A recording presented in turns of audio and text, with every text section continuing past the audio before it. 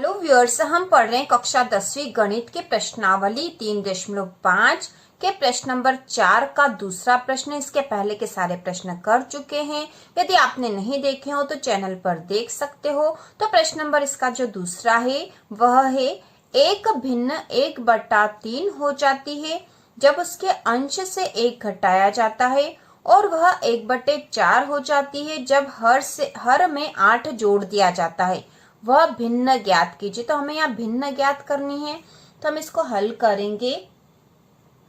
और सबसे पहले हम भिन्न को मान लेते हैं।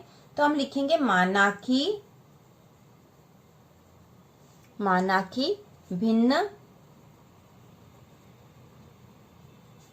x/y है। ठीक है, हमने मान लिया कि वह भिन्न क्या है, x/y है, जहां x अंश तथा y हर है। तो भिन्न अंश बटा हर होती, तो अंश x हो गया और y हो गया यहाँ पे हर। अब प्रश्न में जो कहा गया उसके अनुसार हम लिखेंगे। तो प्रश्नानुसार, ठीक है, प्रश्न में क्या कहा गया है, एक भिन्न 1/3 हो जाती है जब उसके अंश से 1 घटाया जाता है। ठीक है, तो ये भिन्न तो हमारे पास थी x/y। ठीक है, इसके अंश मतलब इस ऊपर वाले x में से यदि 1 को घटा देंगे तो यह कितनी हो रही है, 1/3 हो जा रही है। तो इसको थोड़ा सा सॉल्व कर लेंगे। तो यहाँ पे क्रॉस मल्टीप्लाई कर देंगे, मतलब क्रॉस गुणा कर देंगे। तो 3 का गुणा x ऋण 1 में हो जाएगा और y का गुणा 1 में हो जाएगा। तो y का गुणा 1 में होगा तो y ही होगा।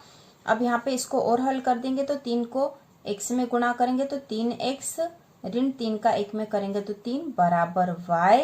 अब इसको रेखीय समीकरण के रूप में भी हम लिख सकते हैं। तो यहाँ हो जाएगा 3x, इस y को इधर लाएंगे तो ऋण का y, और ये ऋण 3 है ही सही। ठीक है, बराबर हो जाएगा 0। यहाँ पे ऋण 3 था ही सही। इसको और थोड़ा सा कर सकते हैं, हम 3 को उधर लेके चले जाएंगे तो 3x ऋण y बराबर 3। ये ऋण 3 बराबर के उधर गया तो ये धन का 3 हो गया। तो इसको हम दे देते हैं अब समीकरण 1 नाम। ठीक है, समीकरण 1 आ गई हमारे पास। अब पुनः प्रश्न में से और भी कहा गया है, और वह 1/4 हो जाती है जब हर में 8 जोड़ दिया जाता है। ठीक है, तो फिर से हम करेंगे पुनः प्रश्नानुसार हर में 8 जोड़ा गया है। तो हमारी भिन्न क्या है, हमारी भिन्न x/y है, और इसमें हर में 8 जोड़ दिया तो भिन्न हो गई है 1/4। इसमें भी क्रॉस गुणा कर देंगे तो 4 का x में गुणा करेंगे तो 4x हो गया, बराबर y धन 8 में 1 का गुणा होगा तो y धन 8 ही आएगा। तो ये हमने लिख दिया y धन 8। इसको हम रेखीय समीकरण के रूप में 4x, y इधर आ गया तो ऋण का y बराबर 8 हो गया है, और इसको हम दे देंगे समीकरण 2 नाम।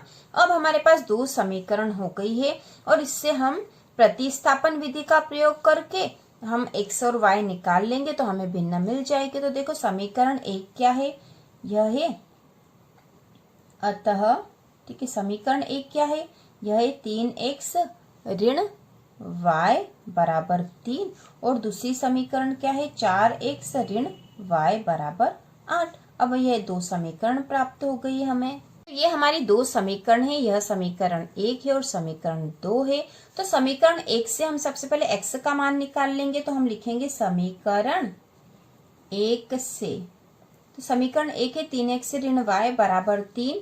तो यहाँ लिख देते हैं पहले। तो समीकरण 3x ऋण y बराबर 3। अब 3x बराबर क्या हो जाएगा, y को इस तरफ ले जाएंगे तो 3 धन y हो गया, y ऋण का y बराबर के उधर गया तो धन का y हो गया। अब हमें तो x निकालना, तो x बराबर क्या कर देंगे हम, 3 धन y बटा 3, क्योंकि यहाँ 3 गुना में था तो यहाँ बट्टे में चला जाएगा। तो x का मान हमने ये निकाल लिया 3 धन y बटा 3, और इसे हम समीकरण 3 नाम दे देंगे। अब जो समीकरण 3 में x का मान आया उसको हम यहाँ समीकरण 2 में रख देंगे। तो हम लिखेंगे x का मान समीकरण 2 में रखने पर, तो समीकरण 2 क्या हमारे पास है 4x ऋण y बराबर 8। अब यहाँ हम x का मान रख देंगे तो 4 तो है ही सही, और x का मान क्या है 3 धन y बटा 3, ये x का मान था, और ऋण के y बराबर 8।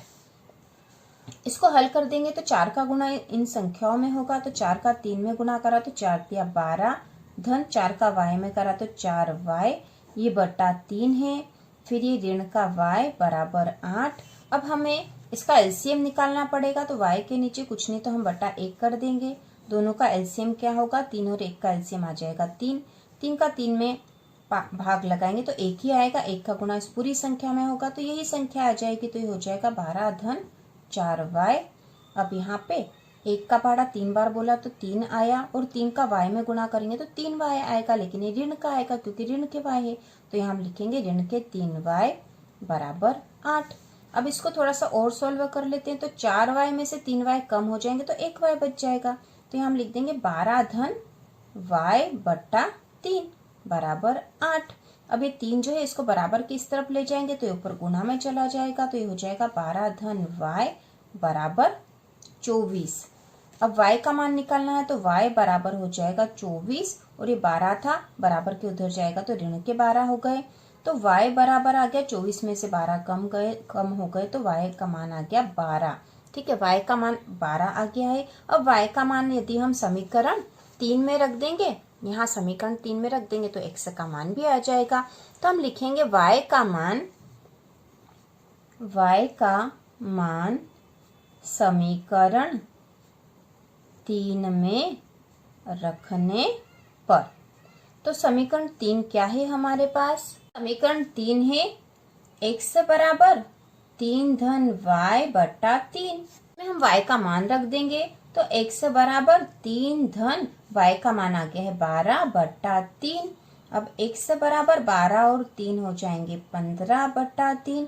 अब ये तो भाग भी लग सकता, 3 एकम 3, 3 बचे 15, तो x बराबर 5, x का मान हमारे पास आ गया है 5, और y का मान आ गया है 12। तो इस प्रकार भिन्न x बटा y बराबर, तो x का मान 5 है और y का मान 12 है, होगी।